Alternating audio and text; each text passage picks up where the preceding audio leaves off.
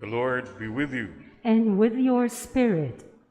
Reading from the Holy Gospel according to St. Mark. Glory to you, O Lord. The apostles gathered together with Jesus and reported all they had done and taught. He said to them, "Come away by yourselves to a deserted place and rest a while."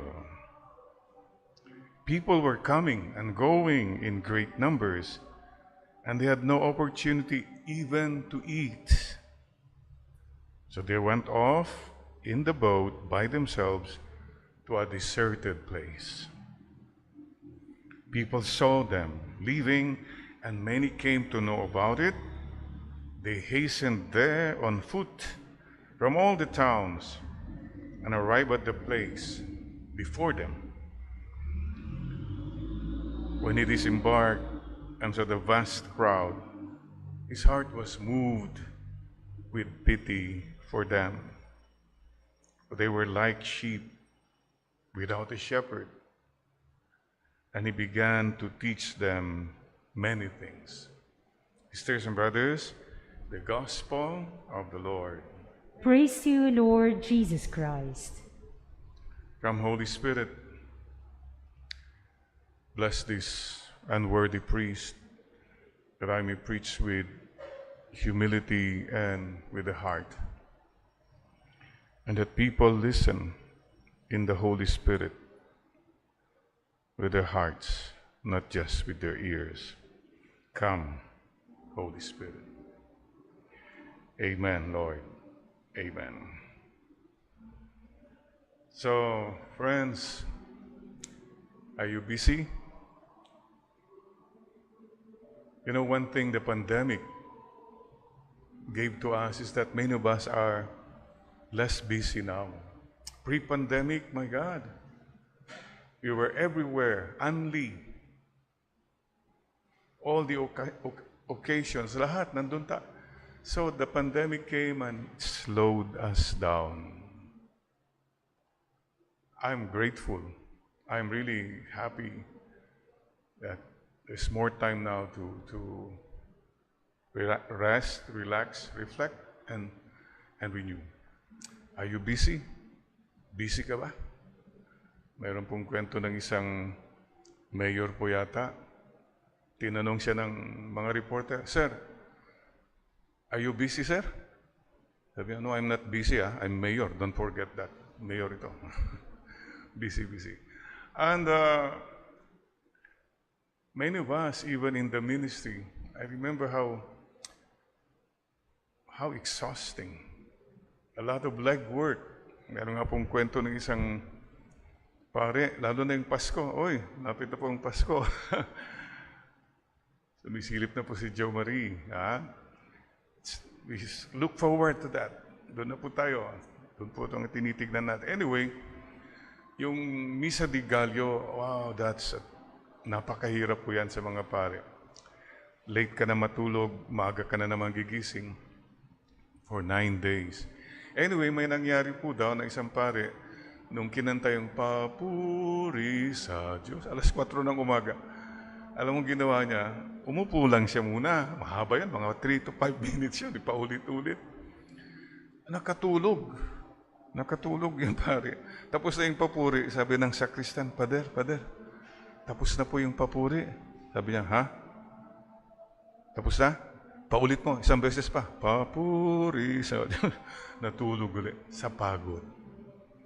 Look, the Lord is telling us something today. Come away by yourselves to a deserted place for a while and rest a while. Tired, pagod na. So siguro, isipin po natin, alam po nyo yung mga gawain, busy. Saan ka busy? Busy with your hands, trabaho. Busy rin mga iba sa isip, daming iniisip, isip ng isip. Hindi na makatulog. May iba naman, busy dito. Daming heartaches, ang daming mga tampo. Ay, your heart, matutulog ka na lang. Puno ka pa rin ng hatred or anger. Let your heart rest for a while. Iba naman, busy dito. Busy nang talaga, non-stop. O busy sa text. See, I don't think the Lord wants us to live that kind of life. Kaya tama po, pakicheck nga po ninyo, what should I tone down? Siguro hindi naman kailangan na yan. Pati yung mga iba yun na nga yung kakain na lang tayo, di ba? A meal is a time with persons. Naku, mga iba, parang ako, I don't feel, well, it means, kung ganun ka ng ganun sa harap ng iba, ibig sabihin, they're not important eh. Mas importante sa ito. These are the little things perhaps, oo nga, no? Let's put this down and let's just be persons. Ito, functions pa rin. May gagawin pa kasi ako eh. O at least mag-excuse ka man lang, umalis ka muna doon. These are the little things perhaps.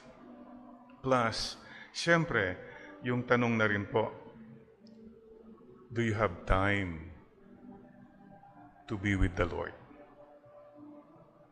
To listen. You know why you need to slow down, take it easy? Because you need to listen. Many of us are not really listening to God.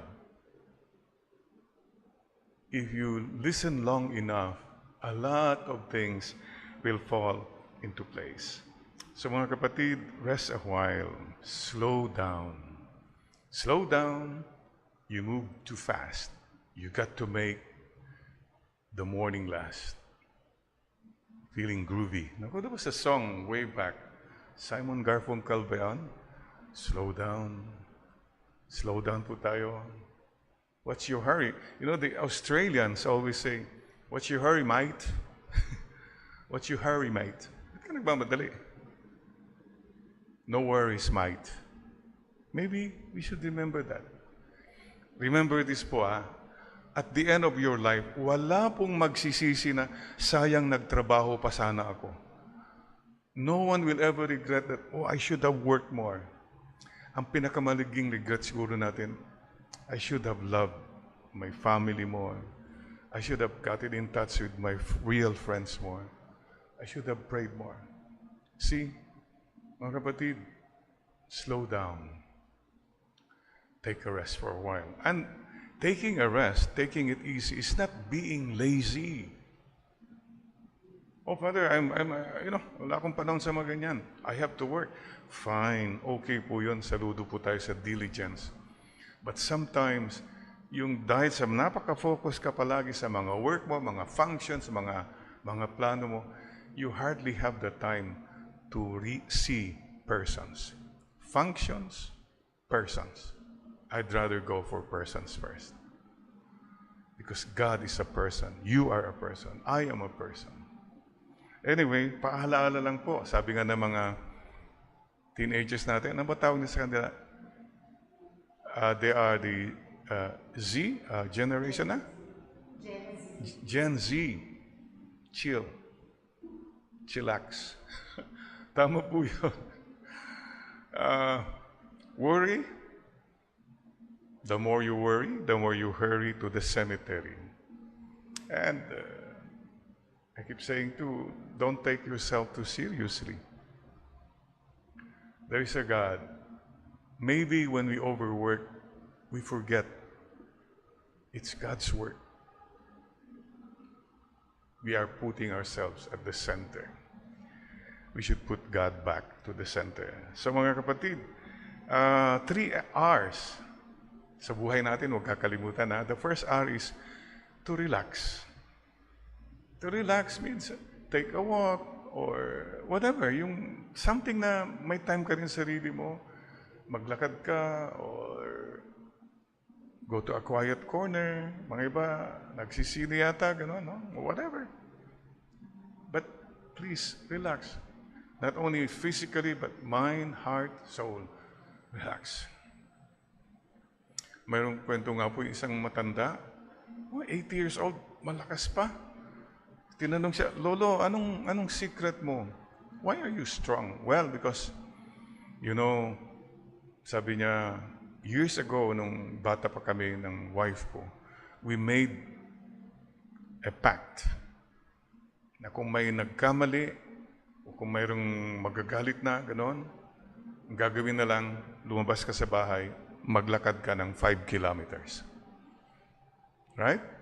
So, halos everyday, 5 kilometers ako naglalakad kung may mga mali ako. Saka, bakit naman ho si Lola? Malakas din. Alam mo, sabi niya, every time na lumalabas ako, sumusunod siya. Sinisigurado niyang makakabalik ako. See, for them, that was the time to relax. Second R, very important po. This is what we need now. We need time to reflect. Reflect. The unreflected life is not worth living. Ang gulo ng buhay, you have to stop and say, hey, what's happening? Ano bang nangyari? What do I do? Ito hindi tama. You cannot reflect when you're just busy always. Be still and know that I am God. What have you learned, for example? 1.5 years na itong pandemic. What have we learned? Have we really reflected? Ano kayang sinasabi ni Lord sa nangyayari ngayon? Take time to reflect and to pray. Yeah, go on a retreat if you can, or spend every day, ito na yung daily time with God. Prayer time. May prayer time ka ba? I have a very simple suggestion. It has helped me a lot. Medyo natututo na ako sa mga smartphones, mga gano'n. You know what you do? First thing in the morning, you log in to God. Pray ka agad, Lord, I'm logged in already, Lord. And I'm connected with you all throughout the day. At different times of the day, I am getting connected. You pray. Hindi lang yung mag-login ka, that's it. No. It means you are now connected. You experience something, Lord. Little moments. Log in. That's very important po. And third, R, renew. Recharge. Pati nga yung mga cellphone na low-bat. Mag-recharge po tayo. And that's it.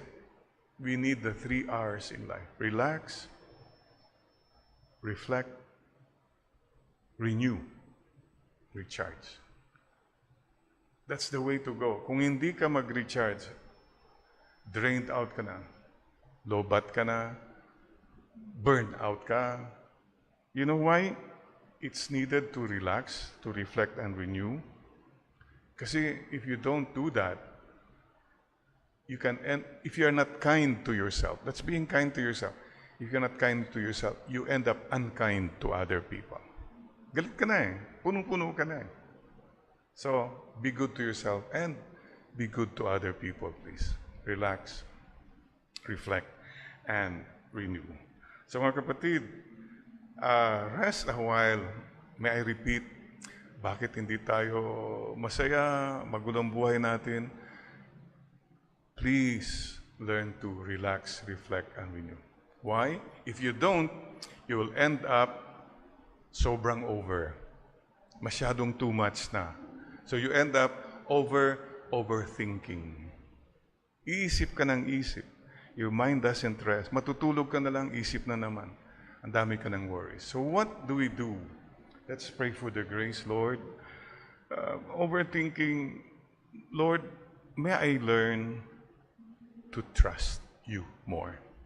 Overthinking is a sign that you don't have much trust on somebody greater than you. It's all about you kasi. But then you say, okay, Lord, I trust in you. Ito lang po naiisip ko. But bahala na po kayo. You submit to the Lord and submit to the feet, at the feet of the Lord. That's a very humble thing. The more you think about it, I submit it at your feet, O Lord. Sa paanan po niyo. That's humble gesture. Kasi pag nilagay mo sa paa, pwedeng sipain lang yan, di ba? But that's the image. Lord, whatever plans I have, I submit them at your feet. Overthinking. Number 2, bakit pagod na pagod ka? Exhausted ka na. Dito yan eh. Overhurting. Dami kang hugot. Di ka maka-move on. Di ka makapagpatawad. Marami kang expectations, disappointment. Ang sakit-sakit kaya niyan. So what do you do? Helpless na yan, Father? No, it's not helpless. What do we do? The grace, you pray for the grace to forgive and to ask for forgiveness. Because if you don't forgive, you become a prisoner. Be good to yourself. That's why the Lord kept saying, mag-forgive ka na. Madali bang mag-forgive? No. But don't hate. Don't hate. Don't wish ill to people who hurt you. I praise and thank God for that grace, that no matter how hurt I am by people, I never wish them ill. I pray for them. Kasi po, if you wish them ill, magre-revenge ka, bumaba ka na rin. You have lowered your standard as a child of God. And also, third, bakit parang pagod ka palagi? Kasi baka ikaw ay over-fighting. Dami kang kaaway, dami kang nakakalaban. Lahat ng issue pinapatulan mo, lahat ng nangyayari sa Facebook, nagko-comment ka, lahat ng mga, wow. Hey, let go. Maybe the grace para matanggal po yung overfighting, the grace of humility. Okay lang, Lord. Sige pa. Okay na yan. Let go, let God. If you have that attitude, you'll have a more peaceful and joyful life. At hindi ka pagod. So careful, ha? Fatigue in overthinking. Fatigue in overhurting. And fatigue in overfighting. Let's pray for the grace, Lord, to trust you more instead of overthinking. To forgive, Lord, instead of overhurting. And the grace to be humble instead of overfighting. Masyado ka kasing sobrang over, masyadong too much. So mga kapatid, it's your choice. And whether you go, every day, what has helped me a lot, in a day-to-day lang naman po tayo eh. Ito po malaking tulong. I'm online with God. And I'm on call. Online and on call. What does it mean? Online means, yun na nga, nag-log-in ka. You have this prayer life all throughout the day. And my day is, I'm on call for any mission, any duty.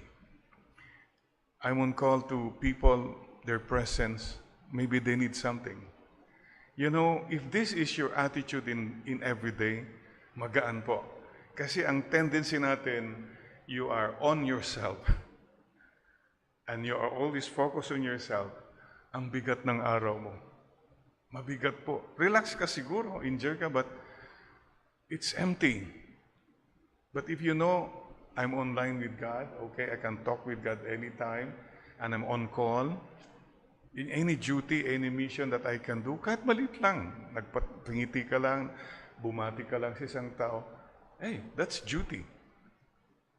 In the line of your duty. And on duty with joy and humility. I keep going back to those. So that's my day.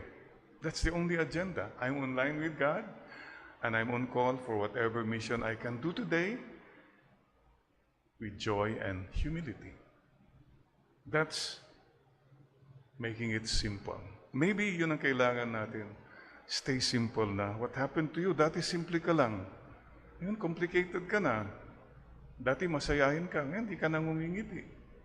Dati approachable ka. Ngayon, para ka ng unreachable star. Dati simple ka lang. Ngayon, wala ka ng kilay. Ganon. Anong pinagagawa mo? You see? You don't even laugh at yourself anymore. I guess that's the thing that we should keep reminding ourselves. And dear friends, there are times when the Lord leads us to the way of the cross, the desert.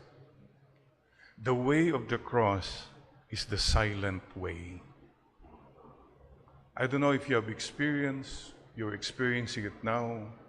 Could be a problem, could be a sickness, it could be na siniraan yung pangalan mo, anything, persecutions.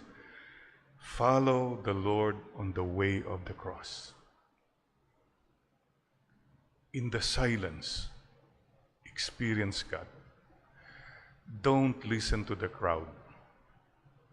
The way of the cross, nung dumadaan si Jesus, nandun yung crowd eh. Nambabato, dinuduraan, minumura lahat yan. Can't you see it's happening when you go to anything to social media? That's what it is. But stay with the Lord. Focus in Him. Know that in that big crowd, there are real friends. And there's a majority who may not let you know, but they are with you. They are praying for you. In time, you will know them. So don't mind the crowd. Many of those in the crowd also have their own problems, kaya they throw it on other people. This is the time. Kung dadaan ka sa mga ganon, please remember this too. Kung may pinagdadaanan ka, daanan mo lang. Kaya nga pinagdadaanan lang yan. It will pass. It will pass. You'll come out a better person. In the silence, in the humility, God is molding. God is taking care of you. So mga kapatid, please remember this. It's the presence of God, the presence of true friends in the end. Sige lang, walk on. Keep going. Walk on through the rain. Walk on through the wind. Though your dreams be tossed and blown. And speaking of that, lahat po tayo, may mga times when the Lord brings us to the desert. Why? Because He wants to speak to us. He wants to mold us. And you can come out of that stronger. And if you know what, mga kapatid, if you have never been broken, you will never know the quality, the guts you have. So, brokenness brings out the best of us, in us. And please remember this, a broken heart is an open heart. Anyone who goes any brokenness, you become open to the divine. So, be strong, mga kapatid. And please know that the Lord will never give you a trial beyond your capacity. Katamtaman lang. He will know when you're ready. So be patient. And, may I just share with you, yesterday, 3 years ago, was my lung cancer operation. Marami kasing madalas, mayroon pang lumalabas na repost, si Father Jerry may cancer, magdasal tayo. Salamat po sa prayers, pero mga repost po ito. Mayroon pa ngayong namatay na si Father Jerry sa cancer. Well, thank you for your concern. Advanced prayers, no, sa purgatory na yun. Anyway, when you listen to the Lord, you don't get disturbed much anymore by the crowd. Because the crowd can be unkind, uncaring. So listen to the Lord. That's all that matters. 3-hour operation became 8 hours. Thank God for Dr. Tony Ramos, Dr. Nels Bambalan. The VATS, video-assisted thoracic surgery, Dr. Sarte, Dr. Munoz, Tante, all the people who have helped me, Dr. Ruth, Divina Gracia, lahat po. Thank you po. Maraming salamat po. And you wake up, ICU. Hindi ko nga, alam niyo, we had interesting. Please remember this. Jeremiah 30, verse 17. I will restore you to health and heal your wounds, says the Lord. That's His promise. I will restore you to health and restore and heal your wounds, whatever wounds you have in life. The Lord is the greatest healer. And there was one thing the Lord spoke to me, especially yung I was recuperating na. One of the readings of the Mass said, I have heard your prayer. I have seen your tears. I will heal you. I will add 15 years to your life. You know, Isaiah 38, verse 5. I held on to that. Lord, thank you for knowing my tears, knowing what I'm praying for. You know, I've heard you. I can hear you. I can see you. Yun ang assurance eh. It's my bonus. I will add 15 years to your life. Kinumpute ko that time, 2018, I was 64. Plus 15, 79. Wow! Okay, thank you, Lord. Sabi ko, thank you. Sabi ng mga kapatid ko, Father, konti naman yon. Uy, huwag na kayong kumontra. Sabi ko, okay na sa akin. You know, this is a simple belief of a child that God knows what you are going through. Sisters and brothers, you're never alone. Let me end. When I was a little boy, grade 1, nag-Cub Scout ako sa Bani, Pangasinan, small town, fiesta, parade.